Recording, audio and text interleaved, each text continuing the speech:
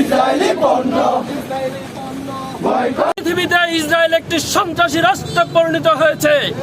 এই ইসরায়েলের গোলাপ বারুদে ফিলিস্তিনি সহ গাজা এবং রাফাকে ধ্বংস করে দিয়েছে, যেই কারণে আজকে জাতিসংঘ নিশ্চুপ।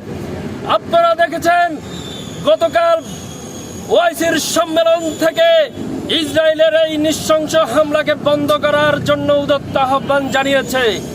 সেই ধারাবাহিকতায় বাংলাদেশ জাতীয়তাবাদী ছাত্রদল আজকে সারা বাংলাদেশে যে কর্মসূচি দিয়েছে, আমরা মনে করি ইসরায়েল যে সন্ত্রাসী কর্মকাণ্ড করছে তার জবাব যদি দিতে হয় তাহলে বাংলাদেশ একটি রাষ্ট্র হিসাবে সকল জাতি ধর্ম বর্ণ হিসাবে একটি সন্ত্রাসী গোষ্ঠীকে জবাব দেওয়ার জন্য এই ইসরায়েলের বিরুদ্ধে রুখে দাঁড়াবে ইনশাল্লাহ।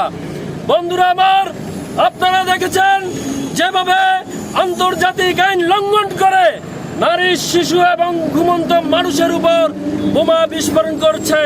প্রতিটি সেকেন্ডে যে ব্যালিস্টিক এবং মিসাইল বোমা হামলা চালাচ্ছে ইসরায়েল, তাতে আমাদের মনে হয়েছে এই পৃথিবী পুরো সন্ত্রাসী রাজ্যে একটি পরিণত করেছে ইসরায়েল। আজকে ফিলিস্তিনিকে ধরেছে, কালকে আপনাকে ধরবে, পরশুদিন বাংলাদেশকে ধরবে। এভাবে ইসরায়েলের সন্ত্রাসী কর্মকাণ্ড কখনো কোনো শান্তিপ্রিয় দেশ মেনে নিতে পারে না। আমরা জানি ইসলাম ধর্ম একটি শান্তির ধর্ম। আমরা ইসরায়েলকে এখনো উদাত্ত আহ্বান জানাবো, আপনারা আপনাদের সন্ত্রাসী কর্মকাণ্ড থেকে ফিরে আসুন।